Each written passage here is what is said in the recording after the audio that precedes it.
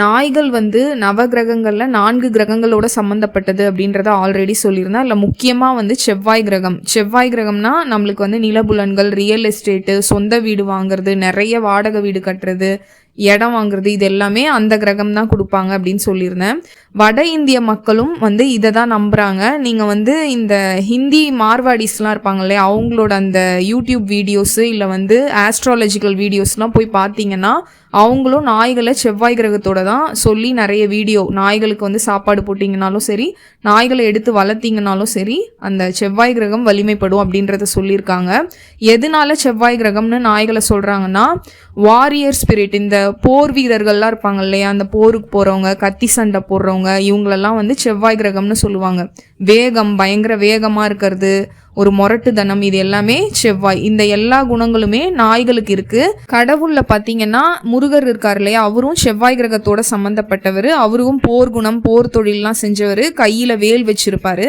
அதே குவாலிட்டிஸ் எல்லாமே நாய்கள் கிட்டேயும் இருக்குது. நாய்களும் செவ்வாய் கிரகத்தோட சம்மந்தப்பட்டது.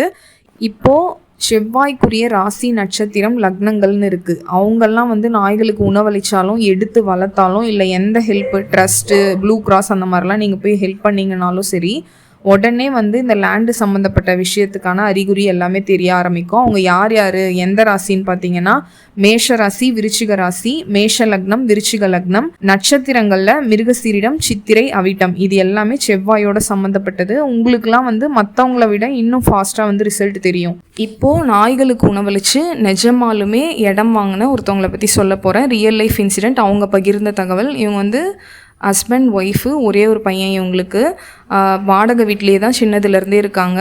அதுக்கப்புறம் அவங்க அப்பத்துலேருந்தே நாய்க்குட்டிகளை எடுத்து வளர்க்குறது, தெருவில் இருக்க நாய்களுக்கு சாப்பாடு போடுறது, அது எல்லாமே பண்ணிகிட்டே வந்திருக்காங்க. அவங்க பையனையும் நல்லா படிக்க வச்சுருக்காங்க. +2 நல்ல மார்க் எடுத்து நல்லா பாஸ் ஆகிட்டாரு. அதுக்கப்புறம் CA படிக்க வச்சுருக்காங்க. CAவில் வந்து அவருக்கு நல்ல மார்க் எடுத்ததால் ஒரு ஃபாரின் கம்பெனியில் வேலை கிடச்சிருக்கு.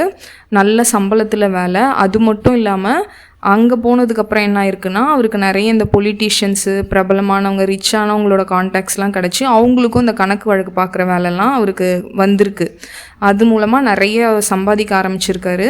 அதுக்கப்புறம் இப்போ 2 கோடியில் வந்து ஒரு அப்பார்ட்மெண்ட் வாங்கியிருக்கிறதா அவங்க சொன்னாங்க. அதுலேருந்து அவங்க என்ன பண்ணிட்டாங்கன்னா, எங்கெங்கெல்லாம் ஷெல்டர் யார் யாரெல்லாம் வச்சுருக்காங்களோ அம்மாவும் பையனும் காரில் போய் அவங்களுக்கு வந்து 100 மூட்டை அரிசி ஒரு ஷெல்டர்லேயும் கொடுக்கறத வந்து ஒரு வழக்கமாக வச்சுருக்காங்க.